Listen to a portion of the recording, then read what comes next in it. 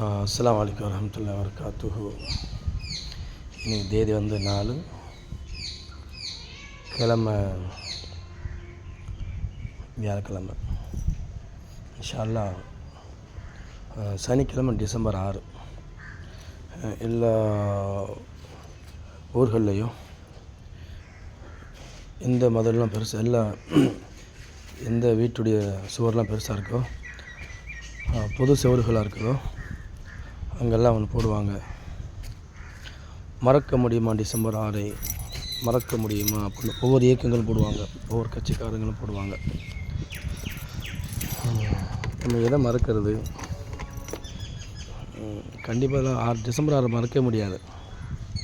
ஏன் மறக்க முடியாதுன்னா, ஒவ்வொரு கட்சிக்காரங்களும் அந்த வால் போஸ்ட் அடிக்கிறதுல எவ்வளோ மும்பரம் காட்டுவாங்க. அதை நம்மளால் ஒருபோதும் மறக்க முடியாது. ஒவ்வொரு கட்சிக்காரங்களும் தனித்தனியாக அனௌன்ஸ் பண்ணுவாங்க, நாங்கள் அங்கே ஆர்ப்பாட்டம் பண்ணுறோம், நாங்கள் இங்கே ஆர்ப்பாட்டம் பண்ணுறோம் அப்படின்னு. அதை ஒருபோதும் மறக்க முடியாது. ஒவ்வொரு கட்சிக்காரங்களும் நாங்கள் பெரியவங்களா நீங்கள் பெரியவங்களான்னு சொல்லுவீங்கள்ல, அதை எங்களால் மறக்க முடியாது.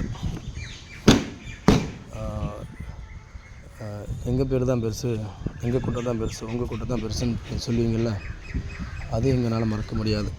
ஒவ்வொரு கட்சிக்காரங்கள் மாறி மாறி சண்டை போடுவீங்கள்ல, அதையும் எங்களால் ஒருபோதும் என்ன செய்ய முடியாது, மறக்க முடியாது. இது எதை மறக்கிறது? நம்ம எதையும் மறக்க முடியாது. ஒற்றுமையில் தான் வெற்றி இருக்கும் அப்படின்னு அல்லாஹ் சொல்கிறான். இங்கே தனித்தனியாக போராடிக்கிட்டு தனித்தனி இயக்கங்கள் இருக்கிறது ஓகே, ஆனால் தனித்தனியாக போராடணுமா அப்படின்றதுல தான் இங்கே சிக்கல் வருது. சாதாரண திருப்பரங்குன்றத்தில் ஒரு கல் மேலே தீபம் வைத்தணும், அதுக்கு சட்ட போராட்டங்கள் நடத்தி வெற்றி அடைகிறாங்க, அதை கொண்டாடப்படுறாங்க.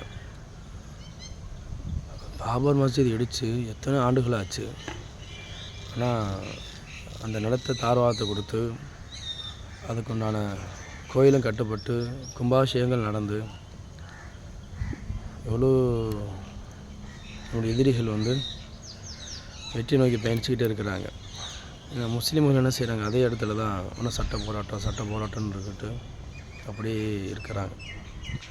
அதனால் மக்களை டிசம்பர் 6 பேர் சொல்லி யாரெல்லாம் செய்கிறாங்களோ நம்ம ஒருபோதும் அதை மறக்கக்கூடாது. மறந்துட்டோம் அப்படின்னா திரும்பி நாங்கள் தான் உங்களுக்கு பாதுகாப்பு கொடுக்குறோன்னு சொல்லி ஏமாற்றிக்கிட்டே இருப்பாங்க.